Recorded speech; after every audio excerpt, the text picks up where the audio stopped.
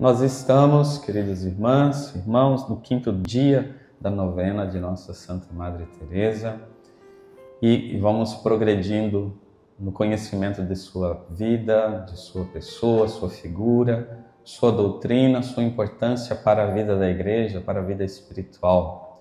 Hoje nós queremos tratar e verificar o tema da devoção à humanidade de Cristo, de Santa Teresa. Esse é um dos aspectos, diríamos assim, originais de Santa Teresa, a forma de, primeiramente, como mestra, a gente viu ontem, a experiência que ela tem com o Nosso Senhor. Um mestre, uma mestra que transmite sabedoria, a primeira coisa é que ela vive isso. Então, Santa Teresa viveu de forma original essa experiência da humanidade de Cristo, do Cristo vivo. Se a gente pode falar de dar uma característica a Santa Teresa, é uma mulher apaixonada por Jesus, por Cristo vivo e no aspecto da sua humanidade. Então, a espiritualidade da Igreja tem como iluminar Santa Teresa. Ontem nós falávamos dela como mestra de oração e esta visão que ela tem, a visão que ela tem de Cristo, a experiência que ela faz de Jesus, é daí que deriva toda a experiência e a doutrina dela sobre a oração, por exemplo, sobre a vivência da fé religiosa e o fato também dela não separar o cotidiano, a vida, do mundo, vamos dizer assim, espiritual, transcendente. Não. A pessoa de Jesus, a humanidade de Cristo, vivo, ressuscitado, glorioso, é que dá a ela esta segurança de viver uma vida cristã, autêntica e íntegra. Vamos ver alguns traços desta realidade. Primeira coisa, então, é esta centralidade da humanidade de Cristo.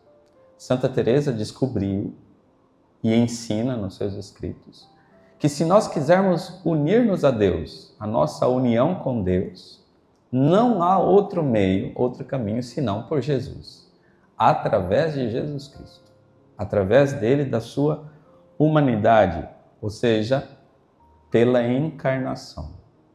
Sem o fato da encarnação, sem o Cristo encarnado, o Verbo encarnado, nós não temos como ir a Deus. O próprio Jesus falou: eu sou o caminho, ninguém vai ao Pai senão por mim. A teologia católica tem certo isso, esse caminho é a humanidade de Cristo.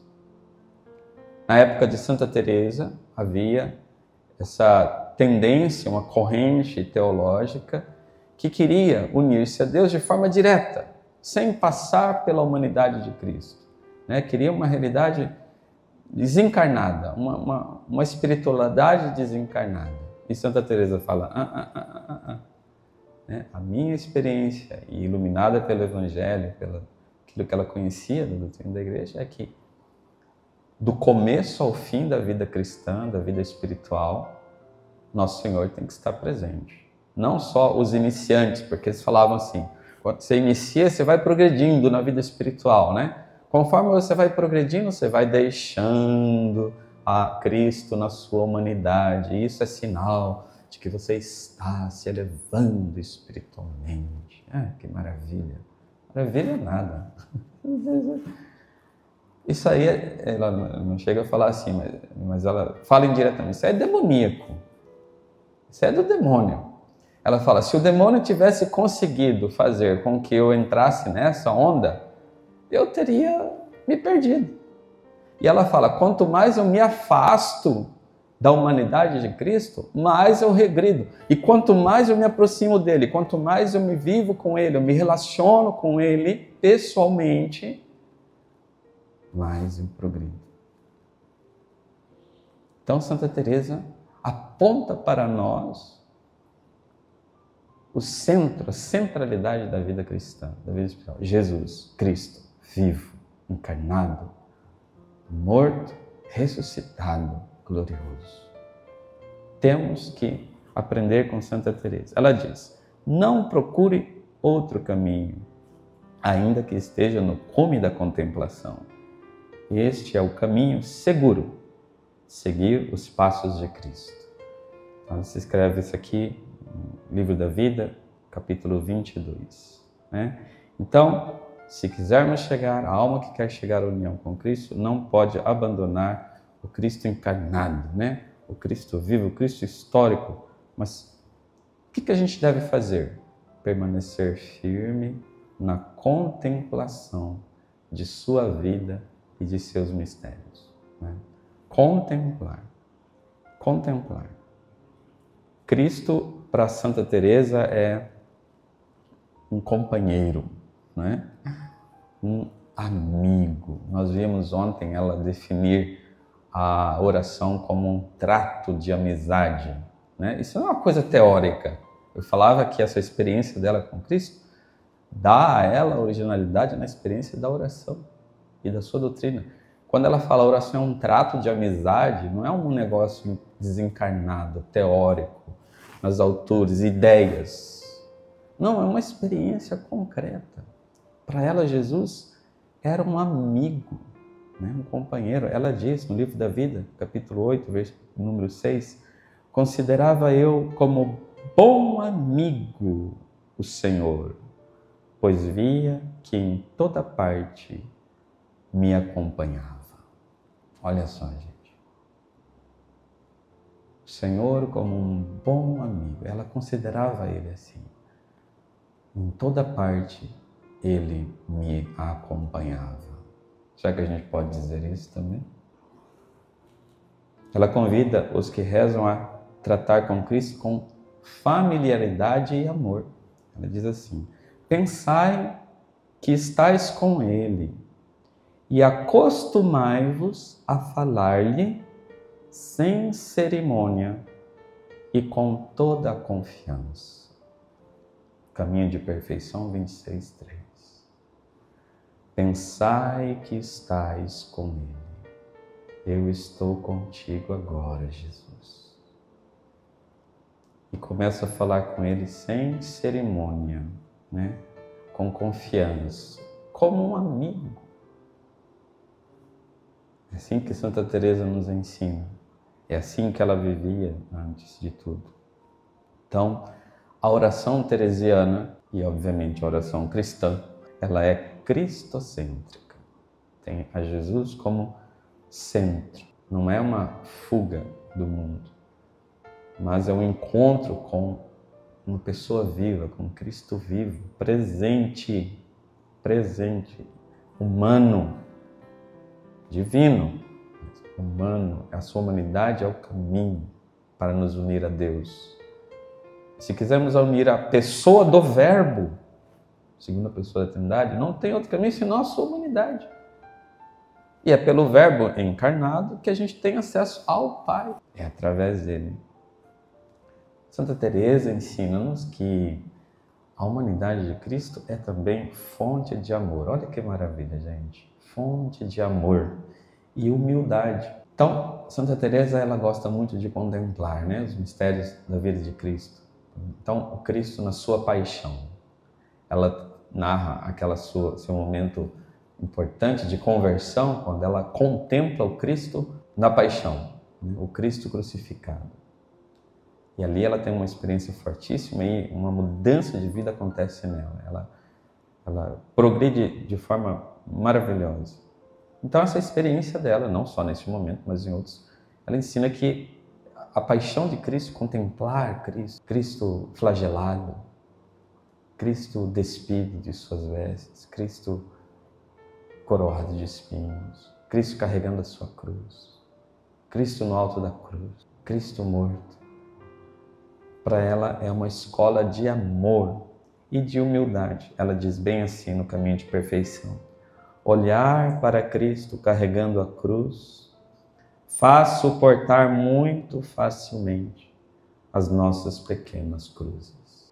Vou repetir. Olhar para Cristo carregando a cruz. Você pode fazer essa experiência agora. Quais são as pequenas cruzes da sua vida hoje, hein? Diante dessa pequena cruz, agora olhe para o Cristo crucificado. O que é? Sua saúde? Sua família? Sua vida moral? Alguém que você ama, que está sofrendo? Essa pequena cruz. Agora olhem para Ele crucificado. Isso lhe dará força e encherá o seu coração de amor, né? Para poder com Ele amar. Então, Santa Teresa encontra em Cristo essa medida do verdadeiro amor. Ela diz no Livro da Vida: não nos cansemos de olhar este nosso Senhor, tão carregado de ignomínias e trabalhos, e tudo por amor de nós. Então, meus irmãos, Cristo, a humanidade de Cristo para nós, ensina-nos Teresa, é uma mediação indispensável. Então, Santa Teresa ajuda-nos nisso, né? Então, primeiro ela fala, comece imaginando, imagine Jesus, sabendo, recordando que ela ensina no castelo interior, da presença, da habitação de Cristo no centro da alma. Lembremos disso, ok? Como é que você vai imaginar? A partir de onde você vai imaginar Jesus? Dentro de você, dentro de mim, no centro da alma. O Senhor está aqui. E aí Ele se torna meu companheiro, meu amigo, que me vê, que me ouve, que me fala, que me oferece sua presença, seu amor, sua graça, sua vida, seu espírito, sua luz, que quer se unir a mim. Gente, maravilhoso isso. E aí, imaginando, contemplando Jesus na sua vida, de acordo com o que eu estou vivendo, eu vou e busco na vida de Cristo o correspondente. Porque tudo que nós vivemos, Ele viveu também, exceto o pecado. De alguma forma, Ele viveu. E viveu por você. Para você, para que você viva com Ele também. Então, imaginar, né? Essa imaginação, essa fé, Ele está aqui. Exige, óbvio, silêncio, exige recolhimento. Mas Santa Teresa foi aprendendo isso com as Sagradas Escrituras, meditar as Sagradas Escrituras e imaginar o Cristo presente. Ela, no entanto, foi progredindo através disso. E, obviamente, quanto mais ela se entregava a essa amizade, dessa forma, mais Nosso Senhor se entregava a ela. E ela fala que começava, né, Nosso Senhor dava-lhe inicialmente visões imaginárias. Então ela tinha visões de Cristo, né, usando os sentidos dela. Né? Então ela imaginava Cristo, via Cristo, né, como uma figura mesmo, humana e tal.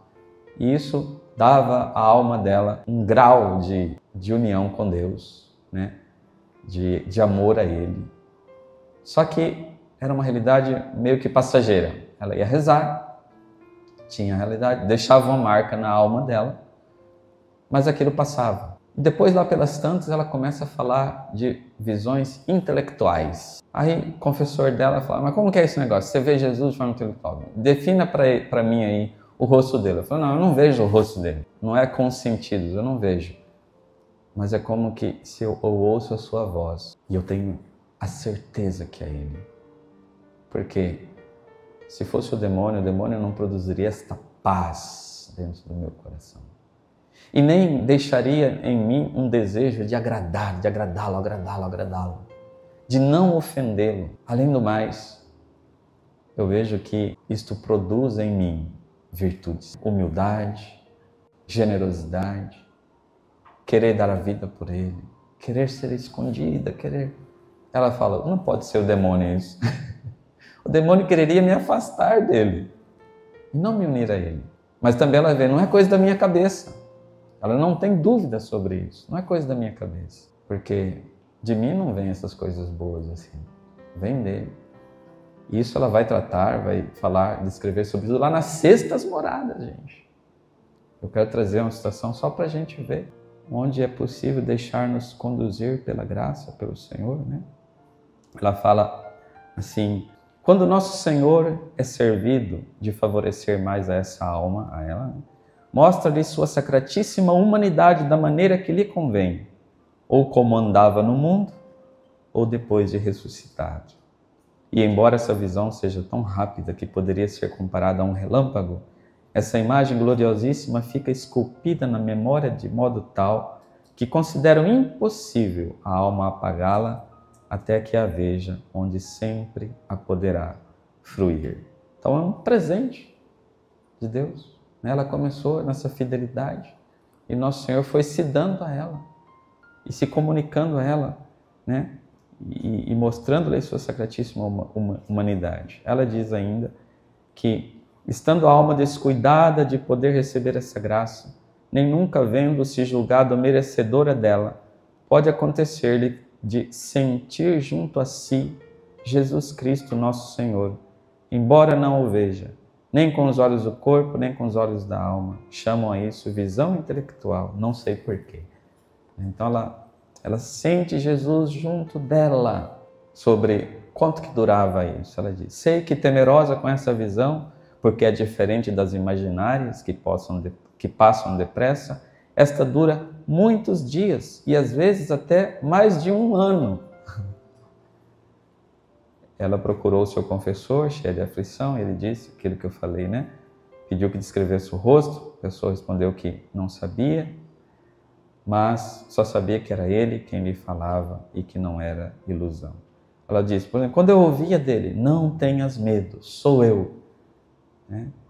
Essas palavras tinham tanta força nela que não deixavam dúvidas, trazia calma, serenidade à sua alma, né? Alegria de estar nessa companhia e esse auxílio, né? que ele lhe dava. Então, essa experiência que Santa Teresa, ela diz que sentia o Senhor caminhar à sua direita. Não o fazia, contudo, com os sentidos habituais que permite sentir alguém junto de nós. Aqui as coisas se passam de outro modo, mais delicado, impossível de explicar. A certeza, no entanto, é a mesma e até mesmo maior. Este estado suscita grandes lucros e efeitos interiores, os quais não poderiam existir se se tratasse de melancolia. Né? Para concluir, o efeito na alma. Voltei a ter essa visão outras 3 vezes. Trata-se, a meu ver, da mais sublime visão que o Senhor me permite ter, trazendo consigo enormes benefícios. Isso aqui no livro da vida. Ela parece purificar por inteiro a alma, essa visão, essa presença, afastando-nos dos nossos sentidos. É uma grande chama que parece abrasar e destruir todos os desejos da vida. Eu, graças a Deus, já não punha desejos em coisas vãs. Nessas ocasiões, contudo, ficou ainda mais claro que tudo é vaidade e que de nada valem as grandezas da terra. E um grande ensinamento que leva aos nossos desejos à verdade pura. Deixa impressa uma reverência que não sei elucidar, mas que muito difere de tudo quanto se pode alcançar aqui. A alma fica muito abismada ao ver como se atreveu e como outros podem se atrever a ofender uma majestade tão sublime. Então são os efeitos da alma. Então aqui Santa Teresa já está nas moradas superiores, subidas. Mas será que não é isso que Nosso Senhor nos chama também? Comecemos com o dever de casa básico, né? Que é, Santa Teresa fala, acostumai-vos a estar na presença de tão bom amigo. Acostumai. Falar com ele sem rodeios. Imaginar ele contigo, que de fato ele está contigo. De você em estado de graça. Partilhe, dialogue, converse, ouça. Veja na vida dele, mas seja não você o centro, mas ele.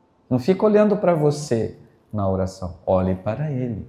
Olhe para você na medida em que você vai convidá-lo para iluminar a sua vida. Mas deixe ele falar. Deixe ele se mostrar. Deixe ele se comunicar. E aí, se a gente perseverar, né? Quanto mais nos darmos a ele, mais ele se dará a nós. E então, estaremos no caminho certo, que é Jesus, na sua humanidade. Que Santa Teresa interceda por nós e nos ajude a trilhar esse caminho de graça.